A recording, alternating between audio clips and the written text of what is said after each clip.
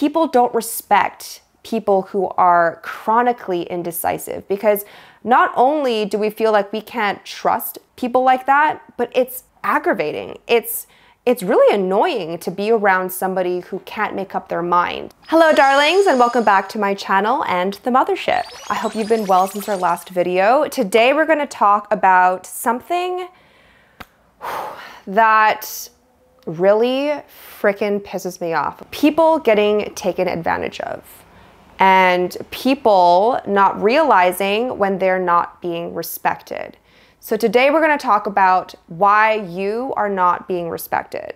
These are such important things to know, not for egocentric reasons. If you are not living life the way you're supposed to, if you're not living life in your highest form, in your highest, stepping into your highest power, the byproduct of that is not having respect. People respecting you, you having your own self-respect, is a good litmus test so that you are living life the way that you deserve to live. If you are finding yourself in situations over and over again and there's a pattern going on and people are not respecting you, or you're continuing to self-sabotage yourself because you're not respecting yourself, something has to change and something is going on.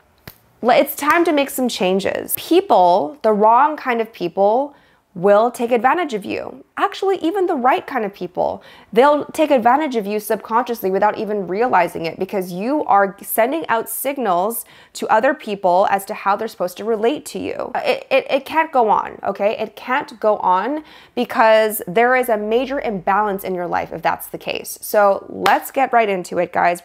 Number one reason why people don't respect you: you lack boundaries. Now, we have heard the word boundaries being thrown around by now a lot. Thank God, because when I was growing up, I'd never really heard of this word. You know, the hashtag boundaries and the word boundaries was not part of our vocabulary growing up. And I really wish it had been, because I would have been so much more self-aware, so much more aware of what I deserved, and so much less naive. God, like, looking back, I cringe at how little I knew. I really wish that someone had taught me, because like I said in my last video, boundaries at the end of the day is going to be the no BS way for you to finally understand yourself. When push comes to shove in everyday life situations, you know, when we're not talking about things in an abstract manner, boundaries is what's going to speak to people. That is the actual connection that people are going to make with you. It's how people will gauge how they're able to treat you. So if you have weak boundaries, you're going to be controlled by a situation. People are going to tell you how you feel about yourself or the situation. And you're going to be so much more susceptible to people pleasing, to going along with what everybody else wants to do. And before you know it, you don't even know what you want. I have to remind myself not to get too frustrated, because people do grow up in situations that would push them to be people pleasers, or to, you know, out of trauma, to be concerned about making sure that everyone around them is happy and, you know, put themselves last. People don't even ask themselves sometimes, what is it that I want? Or they're so used to having that initial spark of what they want in reaction to a situation, and then immediately just like putting it second to everybody else, or just ignoring it. You know, it can be like a jerk reaction sometimes because of your learned behavior. And so we're here today to reprogram ourselves, okay? I used to be that person who would just go with the flow because I actually thought it was kind of fun, and sometimes it is fun, but I overdid it. And when I realized that I had to change was when I moved from high school, like my high school town, to college. I went to like a big college in the States. I grew up in Canada, okay? I started my life fresh. I could be whoever I wanted. That's when I realized, you know what? I don't want to be this girl anymore in school where I was going with the flow, where everybody was trauma dumping on me, telling me all of their problems and their business, which I did enjoy to an extent because I do find people are interesting, but it's like, there's more to life than that, you know? Like, there's more to life than just sitting there and being a good listener. Like, you need boundaries to make sure that your energy is used for things other than that. So when I finally moved to college, I literally had to practice make up scenarios, make up actual scenarios in my head and practice how I would exert these boundaries. And this is the thing, guys.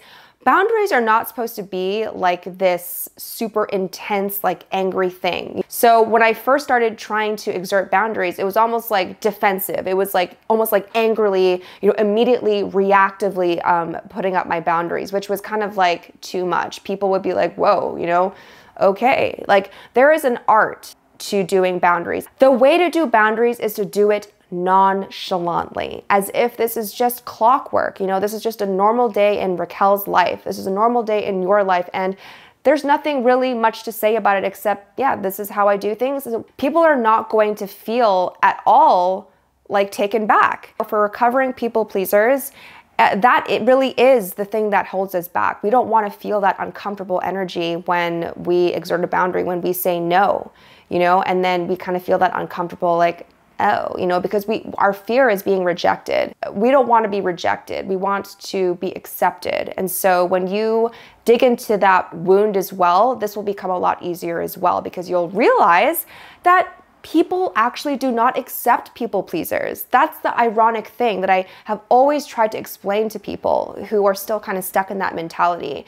The ironic thing is that people pleasers want to be accepted and they want to be liked, but nobody likes a people pleaser. People pleasers are unlikable, and people who don't have boundaries are ultimately unlikable as well. So when you're too nice, when you don't have boundaries, when you don't know how to say no, or you're really uncomfortable when you say no and you over apologize when you say no, these are things, babe, and bless your heart for being this well-intentioned and selfless of a person, but it's your time now, babe. It was an illusion the whole time. Nobody will like you or accept you for those things. So what is the point? What is the point? Make sure every time someone makes a request of you, really sit with that request and do not say yes right away. That's another thing that I said before. Do not say yes right away. This is a perfect way. This is like the training wheels of developing boundaries. When you force yourself to say, oh, I'll think about it, or just take a couple seconds, or take an hour, take a day, take a week to think about it, this will allow you to have the time and to not have that nervousness to evaluate to see if you actually want to say yes or not. People pleasing is a dishonest act. Think of it like that. People pleasing is dishonest. It is not truthful. And in some ways, it can actually be manipulative. It's like an insurance. Like you want them then to appreciate you for something or to reciprocate something. And then when they don't, you build resentment. And this resentment builds. It's like a bank of resentment.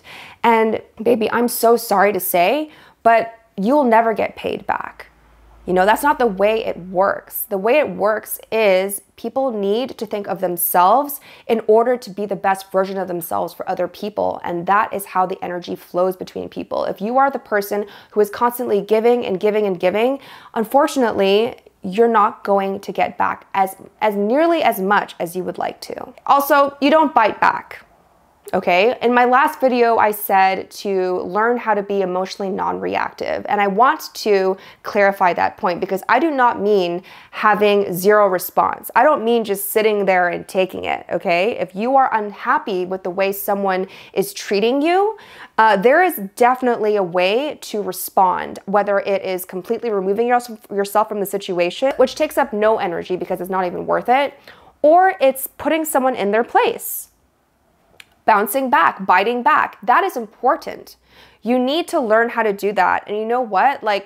I'm not going to say it's the easiest thing for people who were brought up to be nice, especially if you grew up with parents where you weren't supposed to talk back or anything. This can be very against your grain. So it is hard. I understand. Trust me, I understand. One time I was out with my boyfriend and we were in the theater. And some person, it was like a microaggression, like possibly racially. And I felt so angry. But in the moment I was like caught off guard. And we were in a theater, so we couldn't be loud. So I didn't really respond and I didn't say what I wanted to say. Even though in most cases those things aren't even worth it. But I felt myself so angry and annoyed after because I was like, oh, I didn't say what I wanted to say. And whenever I tend to get in those situations where I regret not saying what I wanted to say, it's because I didn't have enough practice. And it's a mindfulness practice, You have to reprogram yourself to stick up for yourself, and be patient with yourself, babe, because it's not your fault if you didn't grow up that way, and it doesn't come natural to you. But it's a skill that we can all learn. And this is not to say to jump down people's throats and to be reactive and angry, but it's training yourself to be calm and to respond and to make sure to let people know that you are not the one. Another thing too is you should stand up for other people. People are not going to respect you if you don't stand up for yourself or for your people, okay? If somebody disrespects one of my family members, one of my close friends in my presence, or my boyfriend, my loved one, I'm going to say something immediately. Anyways, you know, today's class is a little bit all over the place, first of all. Another thing is you're always available. You're always available, okay? Again, I'm going to relate this back to me growing up. I tended to be available all the time because I was excited to be available. I was excited to go with the flow and go on an adventure, whatever people wanted to do, I'm down. In reality, you know, when you're not in the stage where you're just kind of all over the place and a hot mess, if you don't want to be a hot mess your whole life and you want to actually have some respect, you cannot be available all the time, because nobody should be available all the time. You have your own things going on. If you are available all the time, then there's something you need to reevaluate there. You should be having plans going on. That's first things first. Secondly, I used to be the kind of person too sometimes that I would move around my schedule to suit other people because I just thought, oh, it's easy to, you know? Just because it's easy to do that, let's say that you do have a flexible schedule, doesn't mean that you should. You should stick to your schedule. You should respect your own schedule. When you respect your schedule, people respect your schedule and your availability. And also, remember, your time is precious. Your time is precious. If you are always available, that decreases the value of your time. Your time is your currency. So before you become available, make sure that you're actually available, okay? You don't have things that you actually want to do instead. Make sure that the person that you are making yourself available to is actually worthy of that time. You don't have to hang out with everybody just because they want to hang out with you. What is that person bringing you? I'm not saying that it has to be a transactional thing, but are they even someone that you actually want to hang out with at that time? Really ask yourself, especially for my introverts. We don't always want to hang out with people. And I think I used to force myself because I'm like, oh, you know, I should be social. I should be this. Now, if I don't feel like being social, I honor that feeling. You don't have your own opinions. You don't have your own opinions. Now, again, this is a kind of coming of age thing, because sometimes not having your own opinion is not necessarily a personality thing. It's a growth thing. When you're younger and you are just starting to explore the world, you are a sponge. When I moved to college, I remember just being a complete sponge. Like, what I thought life was no more. My all girls private school life was over with. Now I was in a huge school with all kinds of people, guys, you know, we didn't have to wear uniforms. And so life was what you made it. So it was kind of overwhelming. It was like this never-ending buffet of experiences. So I ceased to have like a set of opinions, which is a good thing. This is kind of like a weird spectrum where it's good to have a balance. Opinions should change, but it's if you are switching back and forth. There's no sense of consistency. If you are a social chameleon to the point that you are a completely different person with every different group, like that is kind of cool. I used to take pride in that as a social chameleon, but I don't think that it actually garnered me the respect that I was looking for. Because again, this is kind of an extension of the people pleasing. You are just molding yourself to fit in. If people are able to catch on that you don't actually have like a personality of your own, and you're changing yourself to suit whoever you're talking to an extreme degree, people are going to catch on to that trait of yours and not necessarily respect what you have to say, because they're going to feel like it's not actually coming from you. They may feel like you're almost a little manipulative. You know, it's not a matter of evolution. It's a matter of switching back and forth, going back and forth, and having this feeling of indecision. People don't respect people who are chronically indecisive, because not only do we feel like we can't trust people like that, but it's aggravating. It's really annoying to be around somebody who can't make up their mind. The reason why I can even talk about this is because I've struggled with indecision, and I still do. And it's rooted from the fear of not making the right decision, obviously, and my perfectionism. But training yourself and forcing yourself to be more decisive will not only bolster your confidence, because that's a key factor to confidence, is being decisive, but it will make people respect you more, and it will make you more of a leader. And honestly speaking, people respect leaders. People like people who have at least some kind of resolution, some kind of independent thought, and some kind of decisiveness, some conviction. You can be a lone leader. You can be a leader of thought. You don't have to always be leading like an entire pack of people, but having a leadership mentality, being more self-reassured will garner you respect, and you will gain respect for yourself as well. So, trying too hard to fit in with people won't respect that. People can sniff. People can sniff if you are trying too hard. Any kind of desperation, it has an opposite effect. People are repelled by that. Another thing is not having standards. A sense of, I prefer this.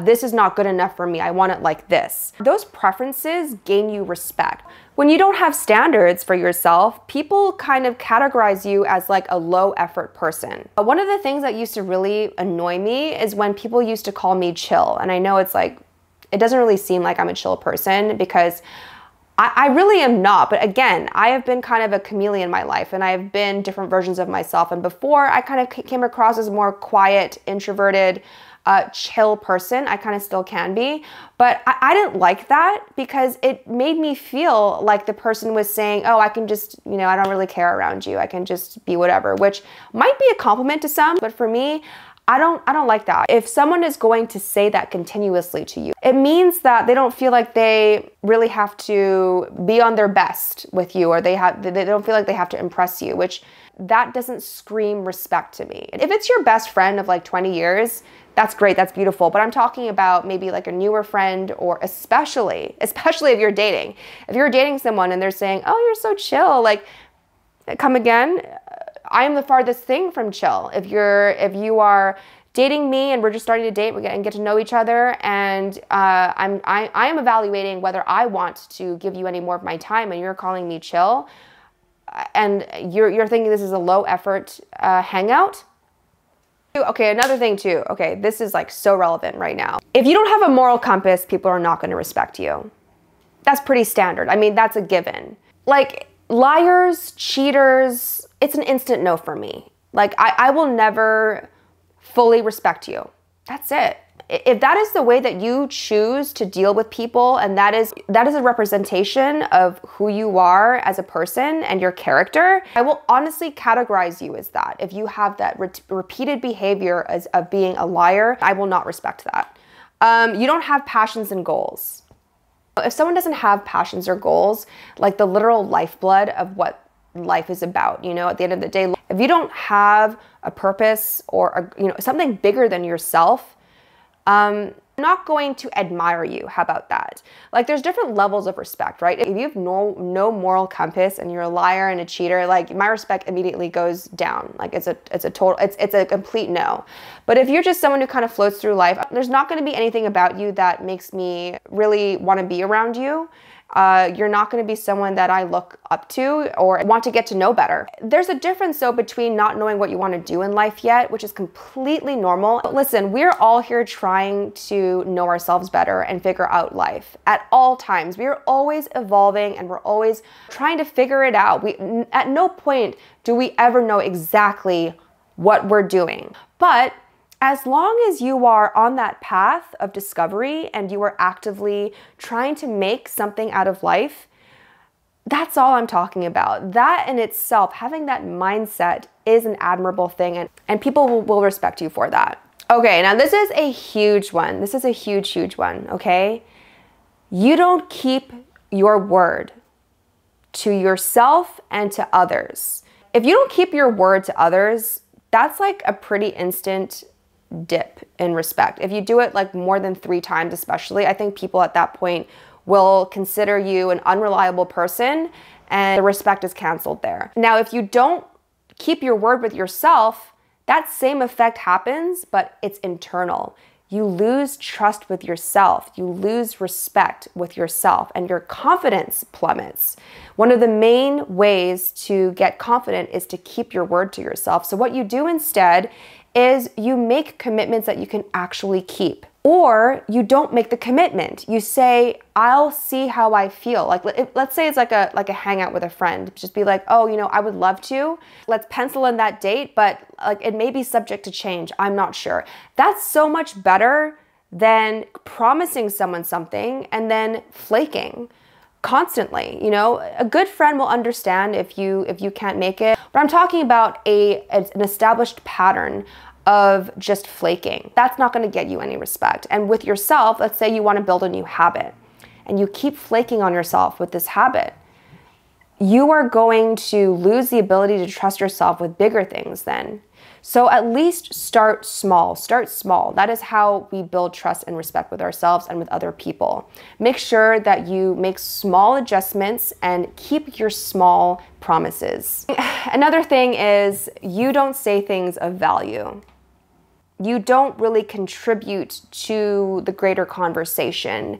You don't have interesting things to say to illuminate the people around you. Everybody has something interesting to share. It doesn't matter. Everyone has a different experience. Everyone has a different chemical makeup and our own lens, and you just have to find the voice within you. I used to be a lot more hesitant to speak about how I actually felt. And once you develop the ability to do that, things start really changing for you. And the people who are meant to be in your life and the people who you will actually intellectually connect with, not just out of circumstance, but out of a much deeper connection, will gravitate towards you. So learning how to do this will not only gain you respect, it's gonna gain you real friends, like soulmate type friends that you're meant to be with. Be patient with yourself again, because sometimes it might be hard to be articulate if you're not used to that. The first couple of times, maybe for the first couple of years, you might not be the best at speaking your mind and articulating your ideas. But it doesn't matter. Don't you ever let anybody make you feel dumb or stupid. At least you are trying and you will get better. Okay, you will get better, and focus on the message. Don't become too self-aware or too self-conscious about how you're coming off. Just focus on what it is in your mind that you're trying to get across, and eventually it will become a lot easier. And once your message is received properly by people, they respect you. They're going to see you as somebody who has a mind of their own. Something to contribute and somebody that they can learn from. Another thing too that makes me really respect somebody is when they can challenge my thoughts.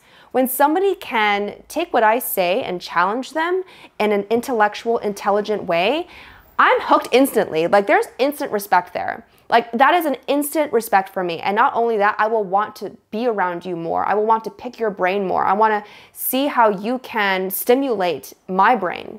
Now, this is a big one, guys. This is a big one. And, whenever I see this happen, I do tend to kind of cringe a little bit. Not in the good way. There's a good cringe and a bad cringe. You're putting yourself down too much, even in jokes. The self-deprecation is not giving. I know the self-deprecation, to an extent, there's like a certain way to do it where it's tasteful, and it actually, technically, according to studies, is a sign of intelligence to be able to put yourself down in a tasteful way. But I'm just going to shut that down right now. Over time, if you continuously do this, again, when you make this a pattern and a habit, people are going to subconsciously, at the very least, subconsciously lose respect for you, because they're going to think that you can be the butt of the joke all the time. Babe, you're not the butt of the joke.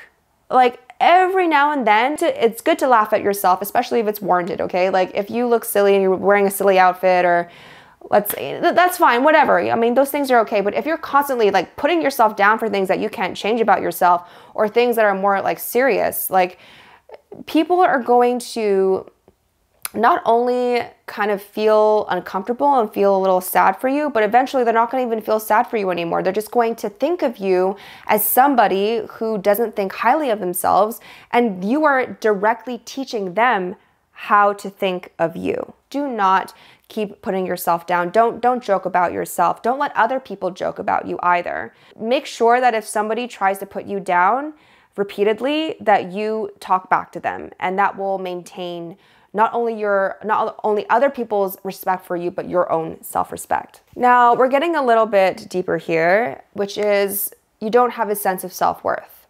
I want you to realize this, okay? If you're struggling with self-worth, I need you to understand that you are worthy whether you like it or not, whether you are aware or not. It is not your choice. Okay, I got caught off in the middle of a very important message. No one is like you. No one on earth is like you. And nobody ever will be. It doesn't matter where you are at life. It doesn't matter if you think you don't have self-worth. It doesn't matter, because your self-worth is something that can never be taken away from you. It is inherent. It is inborn.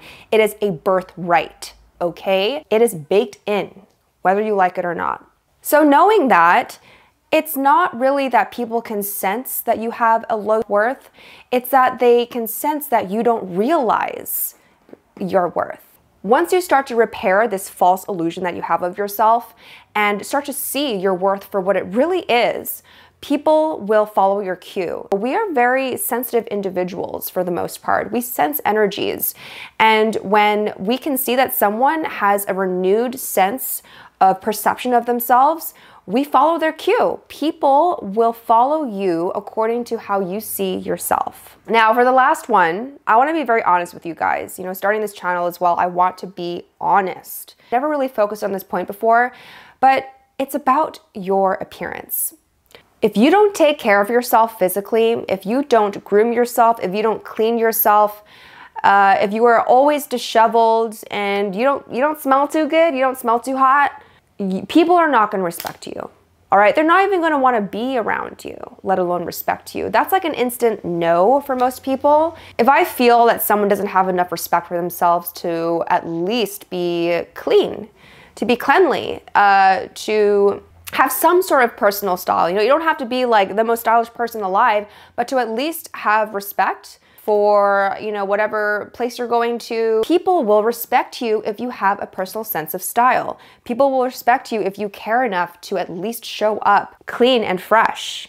We went through a whole bunch of points today, and I hope that helped, guys. I love you so much. Remember, again, you are worthy of all the respect from yourself and from others, and that's what we're going to work on. I'm loving spending time with you. Hit the subscribe button if you haven't yet, and I'll see you next time.